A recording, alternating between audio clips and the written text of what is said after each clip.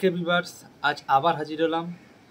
আজ আলোচনা করব 5বার চ্যাম্পিয়ন মুম্বাই ইন্ডিয়ান্সকে নিয়ে, যে মুম্বাই ইন্ডিয়ান্স কোন 5টা প্লেয়ার রিটেন করতে পারে, রিপোর্ট অনুযায়ী কোন 5টা প্লেয়ারের উপরে মোহর লাগতে পারে, সেটা নিয়ে আজ আলোচনা করব। দেরি না করে মূল ভিডিওতে আসা যাক।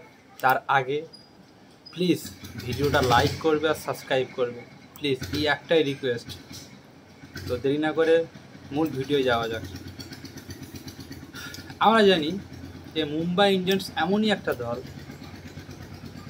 1 থেকে 6 থেকে 7টা এমনই প্লেয়ার আছে ইন্ডিয়ান কোর প্লেয়ার, যে কোর প্লেয়ার সব ইন্টারন্যাশনাল প্লেয়ার, সব আন্তর্জাতিক প্লেয়ার। আমার টি-20 বিশ্বকাপে প্রায় 4-5টা প্লেয়ার ছিল, এমনই একটা প্লেয়ার। তার মধ্যে তারা কোন 5টা প্লেয়ারকে রাখতে পারে মুম্বাই ইন্ডিয়ান্সের? আগেও বলছি যে তাদের রিটেন করা খুব কঠিন, কারণ তাদের এমন প্লেয়ার আছে রাখলে সব প্লেয়ারগুলোই রাখা যায়, কিন্তু বাধ্যতামূলক বিসিসিআই নিয়ম, হয়তো 5টা রিটেনশন হলে 5টায় রাখতে হবে, তার বেশি তো রাখতে পারবে না। তো সে কোন প্লেয়ারগুলো রাখতে পারে সেটা আজকে দেখি আমরা।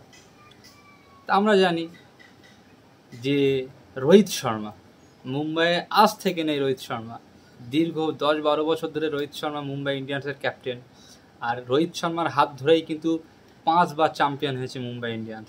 সেই রোহিত শর্মাকে তারা কোনোদিনই রিলিজ করবে না, কারণ রোহিত শর্মা মুম্বাই ইন্ডিয়ান্সের একটা ব্র্যান্ড ভ্যালু। কারণ রোহিত শর্মা মানেই মুম্বাই ইন্ডিয়ান্স। আমরা জানি যে 80% লোক কিন্তু মুম্বাই খেলা দেখতে যায় রোহিত শর্মার জন্য। আমরা যখন হার্দিক পান্ডেকে ক্যাপ্টেন করেছিল রোহিত শর্মার জায়গায়, তখন কিন্তু হার্দিক পান্ডেকে নিয়ে প্রচুর কন্ট্রোভার্সি, প্রচুর ট্রোল হতে হয়েছিল। কেন রোহিত শর্মার বদলে হার্দিক পান্ডে? আমরা দেখেছিলাম মুম্বাইয়ের ফলোয়ার্স ইনস্টাগ্রামে পর্যন্ত কমে গিয়েছিল, ব্র্যান্ড ভ্যালু পর্যন্ত কমে গিয়েছিল, শুধুমাত্র হার্দিক পান্ডের ক্যাপ্টেন্সি দেওয়ার জন্য। তো সেই মুম্বাই ইন্ডিয়ান্সের ফার্স্ট রিটেনশন রোহিত শর্মা। চোখ বন্ধ করে রোহিত শর্মাকে তারা রিটেন করবে, কারণ এত বছর ধরে খেলছে সে, 5বার চ্যাম্পিয়ন, টি-20 ওয়ার্ল্ড কাপ চ্যাম্পিয়ন করেছে সে। যদি টি-20 ওয়ার্ল্ড কাপ যদি চ্যাম্পিয়ন না হতো বা না জিততে পারতো, সে হয়তো হার্দিক পান্ডের সাথে কন্টিনিউ করতো, কিন্তু রোহিত শর্মা টি-20 চ্যাম্পিয়ন করেছে, এখন তার কিন্তু ব্র্যান্ড ভ্যালু প্রচুর হাই। ওই জন্য 1 নম্বর রোহিত শর্মা। নাম্বার 2 জাসপ্রীত বুমরা।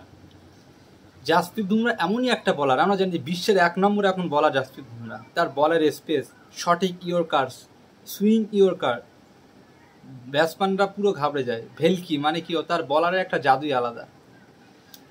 তো কোনোদিনই জাসপ্রীত বুমরাকে মুম্বাই ইন্ডিয়ান্স কোনোদিনই তারা রিলিজ করবে না, কারণ মুম্বাইয়ে তৈরি করা প্লেয়ার কিন্তু জাসপ্রীত বুমরা, তাকে কোনোদিনই নষ্ট করবে না, তাকে কোনোদিন রিলিজ করবে না। তো নাম্বার 2 জাসপ্রীত বুমরা। নাম্বার 3 সূর্যা কুমার যাদব। সূর্যা কুমার যাদব মুম্বাই ইন্ডিয়ান্সে কিন্তু আজ থেকে নেই, এই 7 বছর কন্টিনিউ তারা খেলছে। আর মুম্বাই ইন্ডিয়ান্সের যখন প্রত্যেকটা ব্যাটসম্যান ক্রপস করে বা আউট হয়ে যায়, তখন কিন্তু সূর্যা কুমার যাদব কিন্তু সেই ম্যাচটাকে সে ধরে রেখে দেয়। 5-6 নম্বরে লেবে সূর্যা কুমার একটা পার্টনারশিপ তৈরি করবে, একটা ফিনিশ করে। মুম্বাই ইন্ডিয়ান্সকে আমি দেখেছি কত ম্যাচ এক হাতে জেতাতে সূর্যা কুমার যাদব। তো সূর্যা কুমার যাদব তারা কোনোদিনই চায় না রিলিজ হোক। Number 1 Rohit Sharma, number 2 Jasprit Bumrah, number 3 যে প্লেয়ারটা সেটা হচ্ছে সূর্যা কুমার যাদব। আর নাম্বার 4 যে প্লেয়ারটা হবে, তোমরা প্রশ্ন করতে পারো যে টিম ডেভিড কেন? আমি বলছি টিম ডেভিড কেন, সেটা বলছি। কেন হার্দিক পান্ডে না, বলছি। তো নাম্বার 4 সেটা হচ্ছে টিম ডেভিড। কারণ আমরা দেখি যে টিম ডেভিড অস্ট্রেলিয়ান এই প্লেয়ারটা, ফরেন প্লেয়ার, অনেক ম্যাচ মুম্বাই ইন্ডিয়ান্সকে জিতিয়েছে, অনেক ম্যাচ। লাস্টে এসে 6 মারে, বড় 6, তারপরে ফিল্ডিং করে, এমনকি বলও করে। স্পিনার বল, যখন স্পিনার পিচ থাকে, ট্রাক পিচ স্পিনার থাকে, তখন স্পিনার বলও করে এই টিম ডেভিড। তে কোনোদিনই আর অল্প, এখনও তার বয়সটা অল্প, এখনও সে অনেক 6-7 বছর লং ইনভেস্ট করতে পারে এমআইয়ের জন্য। তো কোনোদিনই এমআই ফ্রাঞ্চাইজ তারা টিম ডেভিডকে ছাড়তে চায় না। তো 1 নম্বর রোহিত শর্মা, নাম্বার 2 হচ্ছে জাসপ্রীত বুমরা, নাম্বার 3 সূর্যা কুমার যাদব, নাম্বার 4 আছে টিম ডেভিড। আর একটা প্লেয়ার, আনক্যাপ প্লেয়ার, বিসিসিআই নতুন নিয়ম, একটা আনক্যাপ প্লেয়ার রিটেন হতে পারে। সে আনক্যাপ প্লেয়ারটা কী হতে পারে? মুম্বাইয়ে প্রচুর প্লেয়ার আছে আনক্যাপ প্লেয়ার, যারা এখনও আনক্যাপ প্লেয়ার মানে যারা এখনও ভারতের হয়ে কোনো ম্যাচই খেলেনি, তারা হচ্ছে আনক্যাপ প্লেয়ার। একটা ডোমেস্টিক ক্রিকেট খেলে যে সৈয়দ মোস্তাক আলী ট্রফি এইসব যারা খেলে তারা হচ্ছে আনক্যাপ প্লেয়ার। আনক্যাপ প্লেয়ারের মধ্যে কার কার নাম আছে? নাম্বার 1 যেরকম আছে নেহাল বাদেরা, তারপরে নেহাল বাদেরা আছে, তারপরে কুমার কার্তিক। আমরা জানি কুমার কার্তিক কিন্তু দারুণ বল করে, ইয়ার্কার করতে পারে, ভালো সুইং বল করতে, বাউন্স দিতে পারে। তো এই নেহাল বাদেরা আর এই কুমার কার্তিক, এই দুটো প্লেয়ার থেকে একটা কিন্তু যে আনক্যাপ প্লেয়ারের যে রিটেনশনের রুলসটা বিসিসিআই দেবে তার মধ্যে একটা কিন্তু মুম্বাই ইন্ডিয়ান্স তারা রাখবেই, কারণ এরা ফিউচার। তবে সম্ভবত যে রিপোর্টটা আসে নেহাল বাদেরা কন্টিনিউ করতে পারে, মেগা অকশনের আগেই তারা রিটার্ন করতে পারে। 2025-এ আমরা নেহাল বাদেরাকে মুম্বাইয়ের জার্সিতে দেখতে পারি।